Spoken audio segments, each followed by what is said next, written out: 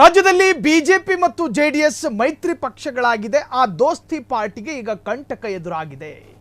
S, ಆ ಕಂಟಕದ exclusive ಆದಂತಹ story ನಿಮ್ಮ ಫ್ರೀಡಮ್ ಟಿವಿಯ ಸ್ಕ್ರೀನ್ ಮೇಲೆ. ಕಮಲ ಮತ್ತು ದಳ ನಡುವೆ ಒಳಗೊಳಗೆ ಕುಸ್ತಿ, ಹೊರಗೆ ಮಾತ್ರ ದೋಸ್ತಿ. ಒಳಗೊಳಗೆ ಹೊತ್ಕೊಂಡು ಉರಿತಾ ಇದೆ. ಕಮಲ ದಳ ನಡುವೆ ಒಳಗೆ ಕುಸ್ತಿ, ಹೊರಗೆ ದೋಸ್ತಿ. ಬಿಜೆಪಿಯ ಆ ನಿರ್ಧಾರಕ್ಕೆ ಕೇಂದ್ರ ಮಂತ್ರಿ ಎಚ್ಡಿಕೆ ಕೊತ ಕೊಸರಿದ ಕುಮಾರಸ್ವಾಮಿ, ನಡುಗಿದ ರಾಜ್ಯ ಬಿಜೆಪಿ. ಡ್ಯಾಮೇಜ್ ಕಂಟ್ರೋಲ್ಗೆ ವಿಜಯೇಂದ್ರ ಪಡೆ ಮಾಡಿದ್ದೇನು ಗೊತ್ತಾ? ನಿಮ್ಮ ಫ್ರೀಡಮ್ ಟಿವಿಯಲ್ಲಿ ಬಿಗ್ಗೆಸ್ಟ್ ಪೊಲಿಟಿಕಲ್ ಸ್ಕೂಪ್. ಇದು ಫ್ರೀಡಮ್ ಟಿವಿಯ big political story. BJP JDS ದೋಸ್ತಿಗೆ ಕಂಟಕ. ನಿಮ್ಮ ಫ್ರೀಡಮ್ ಟಿವಿಯಲ್ಲಿ ಮೆಗಾ ಎಕ್ಸ್ಕ್ಲೂಸಿವ್ ಆದಂತಹ ಸ್ಟೋರಿ. ಕಳೆದ MP ಎಲೆಕ್ಷನ್ ನಲ್ಲಿ ಬಿಜೆಪಿ ಮತ್ತು ಜೆಡಿಎಸ್ ನಿಖಾ ಆಗಿದ್ರು. ಈಗ BBMP ಎಲೆಕ್ಷನ್ ಅರ್ಥಾತ್ ಬೆಂಗಳೂರು ಗ್ರೇಟರ್ ಎಲೆಕ್ಷನ್ ನ ಹೊಸ್ತಿಲಲ್ಲಿ ತಲಾಕ್ ಆಗುತ್ತಾ? ಹಾಗಾದ್ರೆ ಬಿಜೆಪಿ ಮತ್ತು ಜೆಡಿಎಸ್ ನಡುವೆ ಬಿರುಕು ಮೂಡೋದಕ್ಕಿರೋ ಕಾರಣಗಳೇನು? ಹೊರಗೆ ಕಾಣುತ್ತಿರುವುದು ಫ್ರೆಂಡ್ಸ್, ಆದ್ರೆ ಇಂಟರ್ನಲ್ ಫ್ರೆಂಡ್ಸ್ ಅಲ್ಲ, ಗೆಳೆಯರಲ್ಲ, ಕುಚಿಕಿಗಳೂ ಅಲ್ಲ. ಹಾಗಾದರೆ ಪೊಲಿಟಿಕಲ್ ಶತ್ರುತ್ವಕ್ಕೆ ಕಾರಣ ಏನು? ಚೆನ್ನಾಗಿದ್ದ ಗೋಡೆ, ಒಳ್ಳೆ ಸಿಮೆಂಟ್ ಹಾಕಿದ್ವಿ, ಪಿಲ್ಲರೂ ಗಟ್ಟಿಯಾಗಿತ್ತು, ಗೋಡೆನೂ ಗಟ್ಟಿಯಾಗಿತ್ತು. ಅರೆ, ಇವತ್ತು ಗೋಡೆ ಬಿರುಕು ಬೀರಿದೆ, ಬಿರುಕು ಮೂಡಿದೆ ಅನ್ನೋ ಮಾಹಿತಿ ಇದೆ. ಅದಕ್ಕೆ ಕಾರಣ ಏನು? ಕಳೆದ MP ಎಲೆಕ್ಷನ್ ನಲ್ಲಿ ಮೈತ್ರಿಯಿಂದ ಬಿಜೆಪಿಗೂ ಶಕ್ತಿ ಸಿಕ್ತು, ಜೊತೆಗೆ ಜೆಡಿಎಸ್ಗೂ ಕೂಡ ಶಕ್ತಿ ಸಿಕ್ತು. ಕುಮಾರಸ್ವಾಮಿ ಒಂದು ಮಾತಿತ್ತು, ರಾಜ್ಯದಲ್ಲಿ 30 ಸ್ಥಾನ ಬಂದ್ರೆ ರಾಜ್ಯದ ಮುಖ್ಯಮಂತ್ರಿ ಆಗ್ತಾರೆ ಕುಮಾರಸ್ವಾಮಿ. ಕೇಂದ್ರದಲ್ಲಿ ಒಂದಷ್ಟು ಮೈತ್ರಿಗೆ ಅನುಕೂಲ ಆದ್ರೆ ಪ್ರಧಾನಿನೂ ಆಗ್ತಾರೆ Kumaraswamy. All time king maker Kumaraswamy, always king maker ಅಂತ ಬಿರುದು ಪಡೆದುಕೊಂಡಿದ್ದ ಕುಮಾರಸ್ವಾಮಿ. ಏನಾಯ್ತೀಗ? ಎಲ್ಲವೂ ಪ್ರತ್ಯೇಕ ನಿರ್ಧಾರಗಳು. ಮೈತ್ರಿ ಸರ್ಕಾರ, ಮೈತ್ರಿ ಪಾರ್ಟಿ ಬಿಜೆಪಿಯ ಜೊತೆ ಲೀನವಾಗಿದೆ. ಅರ್ಥಾತ್ ಪರಿಪೂರ್ಣ ಅಲ್ಲದೆ ಇದ್ರು ಮೈತ್ರಿಯ ರೂಪದಲ್ಲಿ ಲೀನ. ಆದ್ರೆ ಈಗ ಲೀನವಾಗಿರುವಂತಹ ಪಾರ್ಟಿಗೆ ಯಾಕೆ ಮುನಿಸು ಬಂತು? ನಿಮಗೆ ಗೊತ್ತಿರಬಹುದು, ಕಳೆದ ಧರ್ಮಯಾತ್ರೆ, ನ್ಯಾಯಯಾತ್ರೆ, ಧರ್ಮಯಾತ್ರೆ ಒಂದೇ ಮನೆಯವರಲ್ವಾ, ಒಟ್ಟಿಗೆ ಯಾತ್ರೆ ಮಾಡಬಹುದಾಗಿತ್ತು. ಆದರೂ ಕೂಡ ಯಾಕೆ ಪ್ರತ್ಯೇಕ ಯಾತ್ರೆ ಮಾಡಿದ್ರು? ನಿಖಿಲ್ ಕುಮಾರಸ್ವಾಮಿ ಆ ಸಂದರ್ಭದಲ್ಲಿ ಕ್ಲಾರಿಟಿಯನ್ನು ಕೊಟ್ಟರು. ಎಲ್ಲ ವಿಚಾರಗಳಲ್ಲೂ ಮೈತ್ರಿಯಾಗಿ ಇರಬೇಕು ಎಂದಿಲ್ಲ. ಕೆಲವೊಂದು ವಿಚಾರಗಳನ್ನು ಪಕ್ಷ ತೀರ್ಮಾನ ಮಾಡುತ್ತೆ, ಆ ಪಕ್ಷದ ನಿರ್ಧಾರದಂತೆ ನಾವು ಪ್ರತ್ಯೇಕ ಮಾಡ್ತೀವಿ. ಕೆಲವು ವಿಚಾರಗಳಲ್ಲಿ ಪ್ರತ್ಯೇಕವಾದಂತಹ ನಿರ್ಧಾರಗಳನ್ನು ತೆಗೆದುಕೊಳ್ಳಬೇಕಾಗಿ ಬರುತ್ತೆ ಅಂತ ಹೇಳಿದ್ಯಾರು? ಕುಮಾರಸ್ವಾಮಿ, ನಿಖಿಲ್ ಕುಮಾರಸ್ವಾಮಿ. ಎಲೆಕ್ಷನ್ಗಷ್ಟೇ ಬಿಜೆಪಿ ಜೆಡಿಎಸ್ ದೋಸ್ತಿ, ಉಳಿದ ವಿಚಾರಗಳಲ್ಲಿ ಕುಸ್ತಿ. ಅವ್ರ ಕಂಡ್ರೆ ಇವರಿಗಾಗಲ್ಲ, ಇವ್ರ ಕಂಡ್ರೆ ಅವರಿಗಾಗಲ್ಲ. ದಾಯಾದಿ ಕಲಹ. ಮೇಲ್ನೋಟಕ್ಕೆ ಮಾತ್ರ ಎಲ್ಲರೂ ಒಂದು ಅನ್ನೋ ತರ ಪೋಸು. ಒಳಗೊಳಗೆ ಊರ್ಕಂಡು ಬಿದ್ದವ್ರೆ. ಆದ್ರೆ ಹೆಜ್ಜೆ ಹೆಜ್ಜೆಗೂ ದೋಸ್ತಿಗಳ ನಡೆಗಳು ಮಾತ್ರ ಭಿನ್ನ.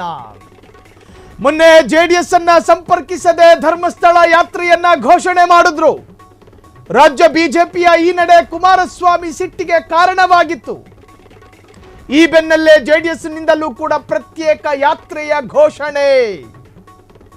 ಬಿಜೆಪಿ ಅವರಿಗಿಂತ ಒಂದಿನ ಮೊದಲೇ ಧರ್ಮಸ್ಥಳಕ್ಕೆ ಜೆಡಿಎಸ್ ಯಾತ್ರೆ. ಈ ಮೂಲಕ ವಿಜಯೇಂದ್ರ ಅಂಡ್ ಟೀಮ್ಗೆ ಜೆಡಿಎಸ್ ಠಕ್ಕರ್ ಕೊಡ್ತು. ರಾಜ್ಯ ಬಿಜೆಪಿ ಏನು ಮಾಡ್ತಿದೆ ಎಂಬ ಬಗ್ಗೆ ಹೈಕಮಾಂಡ್ಗೆ ಎಚ್ಡಿಕೆ ಕಂಪ್ಲೇಂಟ್ ಕೊಟ್ರು. ವಿಜಯೇಂದ್ರ ಮಾಡ್ತಿರೋದು ಸರಿಯಲ್ಲ ಎಂದು ಅಸಮಾಧಾನ ತೋಡ್ಕೊಂಡ್ರು. ಎಚ್ಡಿಕೆ ಆಕ್ರೋಶದ ಬೆನ್ನಲ್ಲೇ ವಿಜಯೇಂದ್ರಗೆ ಹೈಕಮಾಂಡ್ ಕ್ಲಾಸು. ಈ ಬೆನ್ನಲ್ಲೇ ಡ್ಯಾಮೇಜ್ ಕಂಟ್ರೋಲ್ಗೆ ಇಳಿದ ವಿಜಯೇಂದ್ರ. ನಿಮಗೆ ಗೊತ್ತಿರಲಿ, HD ಕುಮಾರಸ್ವಾಮಿ ಒಂದು ಹಂತದವರಿಗೆ ಮಾತ್ರ ನಂಬಿಕೆಯನ್ನು ಇಟ್ಕೋತಾರೆ. ಆ ಹಂತ ಮೀರ್ತು ಅಂತ ಗೊತ್ತಾದ್ರೆ ಕುಮಾರಣ್ಣ ಸಹಿಸಿಕೊಳ್ಳುವುದಿಲ್ಲ. ರಾಜ್ಯ ಕಂಡ ನಾಯಕರಿಗೆ ಈ ಸತ್ಯ ಗೊತ್ತಿಲ್ಲದೆ ಇರುವಂತಹದ್ದಲ್ಲ, ಗೊತ್ತಿದೆ. ಕಮಲ ದಳ ನಡುವೆ ಒಳಗೊಳಗೆ ಕುಸ್ತಿ, ಹೊರಗೆ ದೋಸ್ತಿ. ಮೊನ್ನೆ ಬಿಜೆಪಿ ಧರ್ಮಸ್ಥಳದ ಪರ, ವೀರೇಂದ್ರ ಹೆಗ್ಗಡೆಯ ಪರ ಅನ್ನೋದನ್ನ ಸಾಬೀತು ಮಾಡೋದಕ್ಕೆ ಧರ್ಮಸ್ಥಳ ಯಾತ್ರೆ ಅಂತ ಮಾಡ್ತಾರೆ. ರಾಜ್ಯದಲ್ಲಿ ರಾಜಕೀಯದ ಏರಿಳಿತಗಳು, ಒಳ್ಳೆಯದು ಕೆಟ್ಟದ್ದು, ಸಣ್ಣದು ದೊಡ್ಡದು ಏನೇ ಇದ್ರೂ ಕೂಡ ಮೈತ್ರಿ ಪಾರ್ಟಿಯನ್ನು ಕರೆದು ಒಂದು ಸಭೆ ಮಾಡಬೇಕು. ಹಿಂಗಿಂಗಿದೆ, ಹಿಂಗಿಂಗಾಗುತ್ತೆ, ಹಿಂಗಿಂಗಾಗಬೇಕು, ಹಿಂಗಿಂಗೆ ನಿಮ್ದೊಂದು ಸ್ಪಂದನೆ ಇರಲಿ ಅಂತ ಹೇಳಿ ಒಂದು ಫಾರ್ಮಾಲಿಟೀಸಿಗಾದ್ರು, ಒಂದು ರೀತಿ ರಿವಾಜಿಗಾದ್ರು ಕರೀತಾರೆ. ಮೈತ್ರಿ ಅಂತ ಲಗ್ನ ಆದಮೇಲೆ ಕರಿದಲೇ ಬಿಡೋದಕ್ಕಾಗುತ್ತಾ? ಕರಿಬೇಕಲ್ಲ. ಆದರೆ ಕರೆದಿಲ್ಲ. ಬಿಜೆಪಿ ಜೆಡಿಎಸ್ ಅನ್ನ ಸಂಪರ್ಕ ಮಾಡಲಿಲ್ಲ. ಕುಮಾರಸ್ವಾಮಿಗೆ ಫೋನ್ ಮಾಡಬೇಕು ಅಂತಲ್ಲ ಅರ್ಥ, ದೇವೇಗೌಡರಿಗೆ ಲೆಟರ್ ಬರಿಬೇಕು ಅಂತಲ್ಲ ಅರ್ಥ, ನಿಖಿಲ್ ಕುಮಾರಸ್ವಾಮಿಯನ್ನ ಕರೆದು ಮಾತಾಡಬೇಕು ಅಂತಲ್ಲ ಅರ್ಥ. ಅಟ್ಲೀಸ್ಟ್ GT ದೇವೇಗೌಡರಿಗಾದ್ರೂ ಒಂದು ಫೋನ್ ಮಾಡಿ ಅಭಿಪ್ರಾಯ ಕೇಳಬೇಕು ಅಂತಲ್ಲ ಅರ್ಥ. ಎಲ್ಲ ನಾಯಕರನ್ನ ಕರಿಬೇಕು, ಸಭೆ ಮಾಡಬೇಕು, ಅಧಿಕೃತ ಸಭೆ, ಬಿಜೆಪಿ ಜೆಡಿಎಸ್ ಸಭೆ. ಬಿಜೆಪಿಯದು ಈ ತರಹದ ಹೆಜ್ಜೆ ಇದೆ, ಹಿಂಗಿಂಗೆ ನಮ್ಮ ನಿಲುವನ್ನು ನಾವು ಸ್ಪಷ್ಟಪಡಿಸಬೇಕು, ಜನರಿಗೊಂದು ಮೆಸೇಜ್ ಕೊಡೋಣ, ಬಿಜೆಪಿ ಜೆಡಿಎಸ್ ಸದಾಕಾಲ ಎಲ್ಲ ವಿಚಾರದಲ್ಲೂ ಕೂಡ ಮೈತ್ರಿಯಾಗಿ ನಿರ್ಧಾರ ಮಾಡುತ್ತೆ ಅನ್ನೋ ಒಂದು ವಿಚಾರಧಾರೆಯನ್ನ, ಒಂದು ಸಂದೇಶವನ್ನು ಕನ್ನಡದ ಜನತೆ ಕೊಡೋಣ. ಕಾರಣ ಕಳೆದ ಲೋಕಸಭಾ ಎಲೆಕ್ಷನ್ನಲ್ಲಿ ಜೆಡಿಎಸ್ ಮತ್ತು ಬಿಜೆಪಿ ಮೈತ್ರಿಯಿಂದಲೇ ಅಲ್ವಾ ಒಂದು ಹೊಸ ಹುರುಪು ಬಂದಿದ್ದು ರಾಜ್ಯಕ್ಕೆ. ಸೋಮಣ್ಣರಿಂದ ಹಿಡಿದು ಕುಮಾರಸ್ವಾಮಿ ಅವರಿಗೆ, ಶೋಭಾ ಕರಂದ್ಲಾಜೆಯಿಂದ ಹಿಡಿದು ಪ್ರಹ್ಲಾದ್ ಜೋಶಿಯವರೆಗೂ ನರೇಂದ್ರ ಮೋದಿಯ ಕ್ಯಾಬಿನೆಟ್ನಲ್ಲಿ ಮಂತ್ರಿ ಆಗೋದಕ್ಕೆ ಮೈತ್ರಿಯೂ ಒಂದು ಕಾರಣನೇ. ನೀವು ಹೆಂಗೆ ಬೇಕಾದರೂ ಲೆಕ್ಕಾಚಾರ ಹಾಕೊಳ್ಳಿ, ಒಂದರ್ಥದಲ್ಲಿ ಕುಮಾರಸ್ವಾಮಿ ಕಾರಣ. ಹಿಂಗೆಲ್ಲ ಇದ್ದಾಗ ರಾಜ್ಯದಲ್ಲಿ ನಾವು ಬಿರುಕು ಮೂಡಿಲ್ಲ, ನಾವು ಒಗ್ಗಟ್ಟಲ್ಲೇ ಇದ್ದೀವಿ ಅನ್ನೋ ಸಂದೇಶ ತೋರಿಸ್ಬೇಕು ಅಂದ್ರೆ ಏನು ಮಾಡಬೇಕಿತ್ತು ಬಿಜೆಪಿ? ಒಂದು ಸಣ್ಣ ಸಭೆ ಕರೆದಿಲ್ಲ, ಆಹ್ವಾನಿಸಿಲ್ಲ, ಆಮಂತ್ರಣ ಕೊಡಲಿಲ್ಲ, ಅಭಿಪ್ರಾಯ ಕೇಳಲಿಲ್ಲ. ಸಣ್ಣದೊಂದು ಮೆಸೇಜಿಗೆ ₹1 ಕಟ್ಟಾಗುತ್ತೆ ಅಷ್ಟೇ. ಬಿಜೆಪಿ ಆಫೀಸಲ್ಲಿರೋ ಆ ಸಣ್ಣ ಕೀಪ್ಯಾಡ್ ಮೊಬೈಲ್ ಆದ್ರೂ ಮೆಸೇಜ್ ಕಳಿಸಿದ್ರ? ಇಲ್ಲ. ನೀವು ಸ್ವತಂತ್ರವಾಗಿ ನಿರ್ಧಾರವನ್ನು ತೆಗೆದುಕೊಳ್ಳಬೇಕಾದ್ರೆ, ನಮ್ದು ದೇಶೀಯ ಪಕ್ಷ, ದೇಸಿ, ನಮ್ದು ಐಟಮೇ ದೇಸಿ, ನಾವಿನ್ ಹೆಂಗ್ ಮಾಡೋಣ? ನಿಖಿಲ್ ಕುಮಾರಸ್ವಾಮಿ ಕರೆದ್ರು ಒಂದು ಸಭೆನ, ತಮ್ಮ ಕಾರ್ಯಕರ್ತರು ಹಸಿರು ಶಾಲ ಹಾಕೊಂಡು ಬಂದ್ರು, ಕಾರ್ಯಕರ್ತರು ಮಾಡಿ ಯಾತ್ರೆ ಅಂದ್ರು, ಪ್ರತ್ಯೇಕ ಯಾತ್ರೆ ಕೇಳಿದ್ವಿ ನಾವು ಮಾಧ್ಯಮದವರು. ಯಾಕ್ರಯ್ಯ ಮೈತ್ರಿ ಸರ್ಕಾರ ತಾನೇ ಯಾಕೆ ಮಾಡ್ತಾ ಇದ್ದೀರಿ ಪ್ರತ್ಯೇಕ? ಹೇಳಿದ್ರು ನೋಡಿ ನಿಖಿಲ್ ಕುಮಾರಸ್ವಾಮಿ.